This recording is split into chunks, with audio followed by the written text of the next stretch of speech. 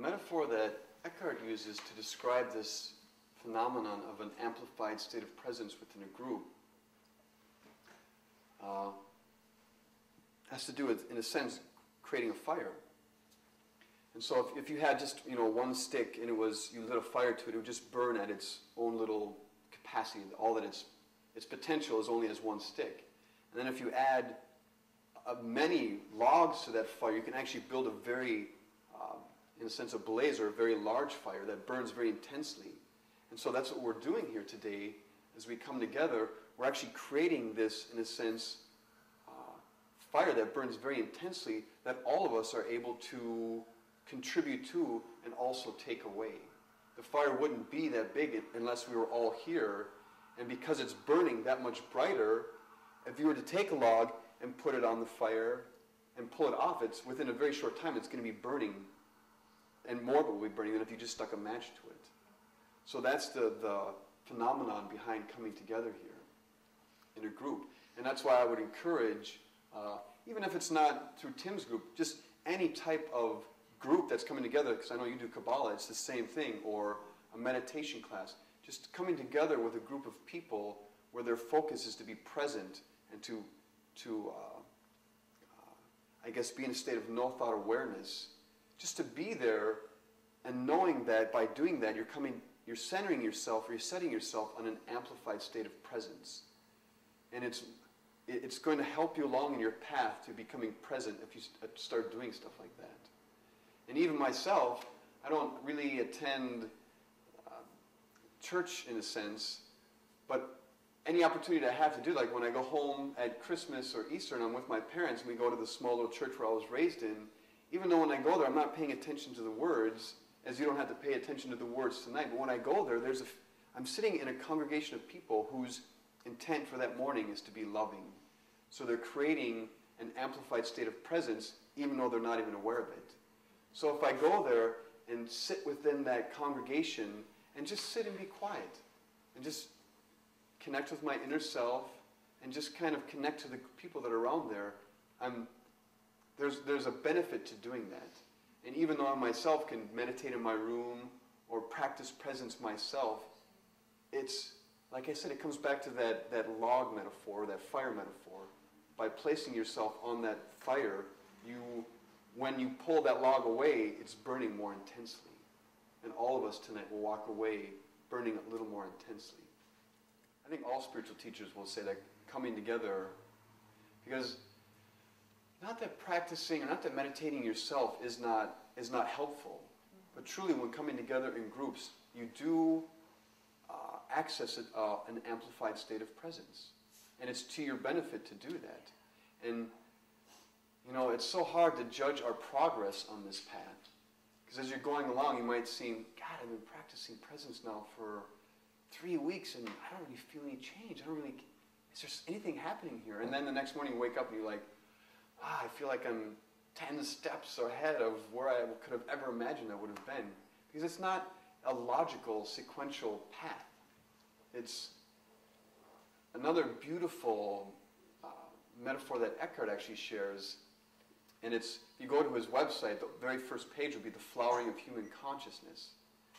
And the story he shares about that is, I think he said that he had a friend, or had an acquaintance who was an evolutionary biologist. And this gentleman was explaining that at one time on the planet, all there was just green vegetation. There was no flowers. So whatever life or whatever plant life was on the planet was just green vegetation. And then all of a sudden, at one time or at one point in history, one flower appeared. And then that flower, lived its life and then it went away. And it was probably like 5,000 or 10,000 years later that another flower appeared. And then that went away. And then it was another period of time and then another flower. And then all of a sudden, 2 flowers appeared. And then, of course, the history of the planet is very old, so it could have been longer than that even. Then all of a sudden, 10 flowers appeared. And then 1,000. And then, 5,000. And then on the other side of the planet, at the same time, 5,000 bloomed over there. Because, again, it's not logical or sequential. It's a field, the unified field, which even scientists now have pointed out to us this is what it is, because it's the unified field. An event that happens in one place can actually trigger or inspire an event that happens on the other side of the planet, even though there's no like physical connection. And so, because that's how it works, we never know when our flowering will happen at that level, when 1,000 flowers will blossom within us. And so before we might have been at 10 flowers, now we're at 1,000, so we feel that great shift, even though there was no practical steps to get there. So actually, this little field of presence we're creating right now is truly, in its essence, it's felt at the edges of the universe, because it is all one. It's all connected, the whole universe. And there's no such thing as 10 billion light years away. It's all now.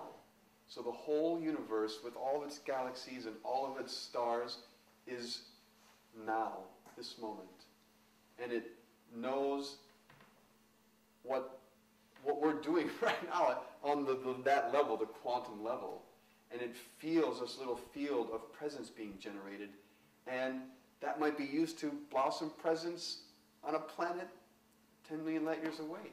That's how, and it's not even magical that it happens, it just is. That's the nature of the universe as it was created.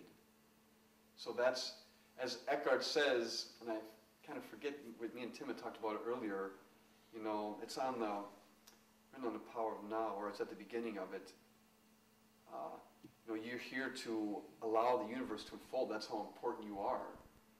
So your own little awakening, or your own journey of developing your degree of presence, is you're inspiring places within the universe you'll never know to blossom itself, to allow that flower of consciousness to bloom there. And then, that's another thing, we never know when that flowering over there on the other side of the planet is all of a sudden going to affect us. And so one day we wake up and we feel like there's been a magnificent transformation, and like, how is this possible? Or I wasn't even meditating and this happened. It's because we are connected to this field that's the potential for it. So you never know when that's going to be. You never know how far it'll take you in that evolution of your own field of presence.